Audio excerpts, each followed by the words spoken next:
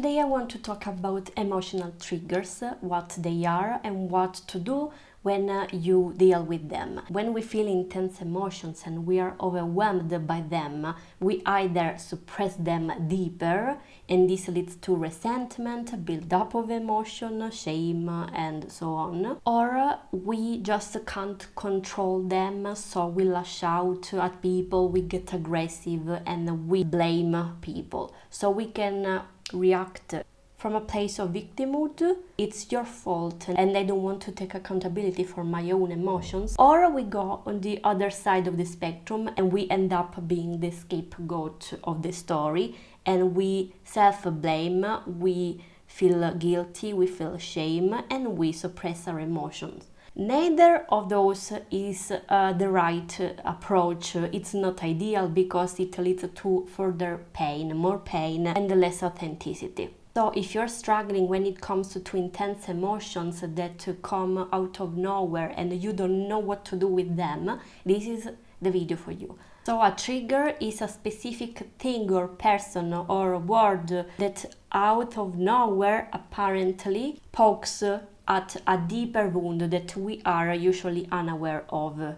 If we overreact, we are usually called like drama queens or hypersensitive. It feels really powerless because we realize that there's something off in our behavior, but it just happens and we don't know how to handle it.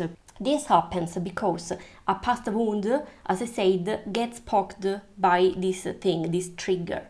We are brought back to the moment where this specific trauma occurred. It's like we travel back to the specific moment when the thing occurred, and we feel the same pain of the same part of us that got triggered in that moment and had no tools. We act like a child because that part is usually stuck in time when we were kids, when we are little, and something hurt us so deeply that we didn't know how to cope with it, so we had to shove it down. Now that you know why this happens, I will give you a step-by-step process on what to actually do with your trigger when you feel this instant rush of emotions and you feel paralyzed because it's like, oh no, again, I'm losing control of me, which creates a lot of anxiety because, as we said in the previous video, anxiety means powerlessness. First thing to do is detach.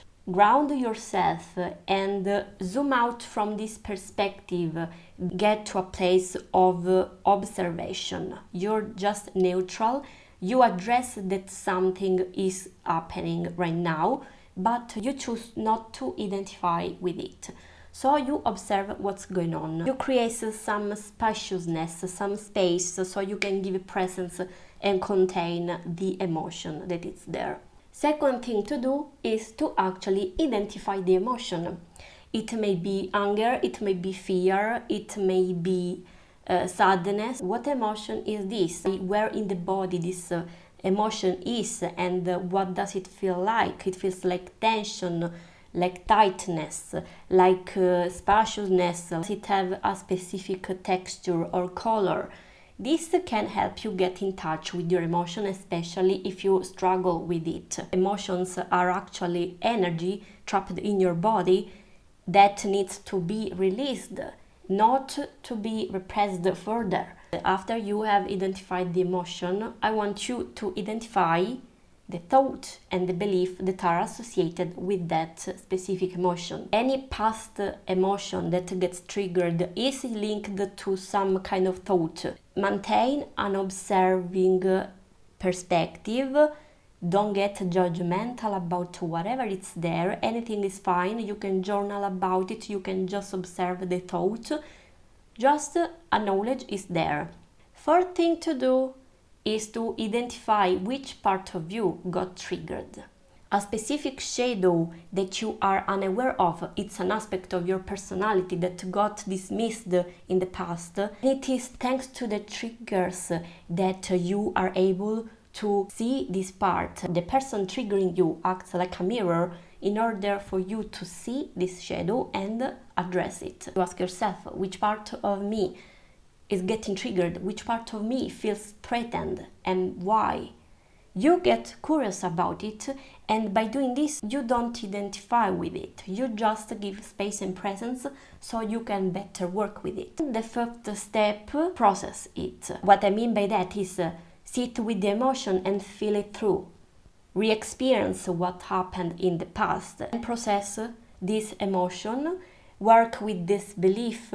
You can reprogram it if you don't want it to be there, because it's actually damaging, it's not serving you anymore. The emotion needs to be transformed and transmuted so you can let it go. Emotions always come with a message, and if you listen to the message and you act accordingly, the emotion has no need to be there anymore. And this way you are releasing years of suppressed pain. Work with the belief, transform the emotion.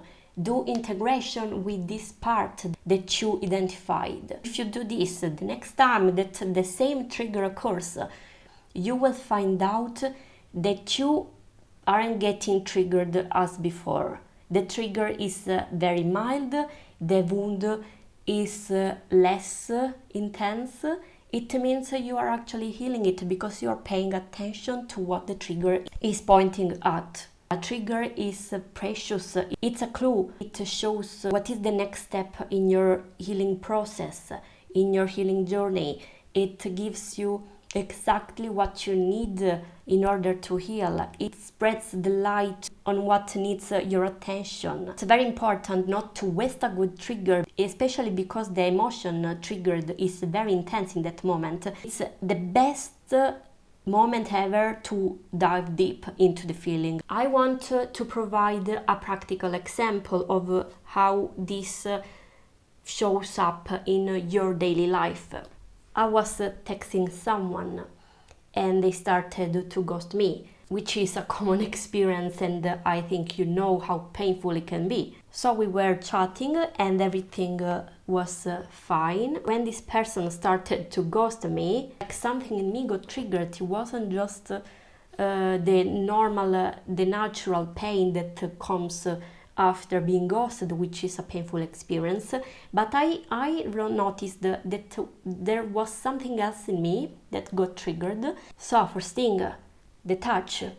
I detached from this perspective. I was already in my healing journey, so I knew it wasn't something to take personally. Whatever was going on was helping me see something else, something deeper.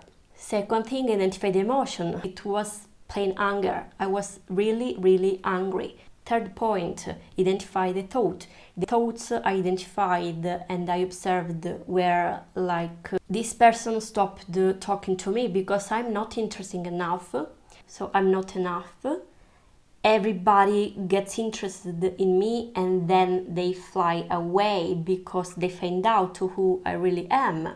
Fourth point, identify the part. So the part that got triggered was the part of me that felt not enough, that didn't think people would love me for who I am, the part that was convinced that I was unlovable because people just don't like me for some reasons, and the part that wanted connection and couldn't have it and felt doomed not to have it. And then I did the process. I stayed with the feeling. I felt through the anger. And as usually happens, the anger then disappeared, showing a layer underneath which was of plain sadness, grief, pain, of never getting connection, never getting a deep connection with people, because this part felt like nobody would get me. I worked on the belief, and slowly I started feeling self-worth, self-love. I felt actual pride in how dare you not seeing my value. If you walk away, it's your loss, not mine. And you can see how this shift brought a lot of more confidence and self-esteem in me. It doesn't have to be a big trigger, a big wound.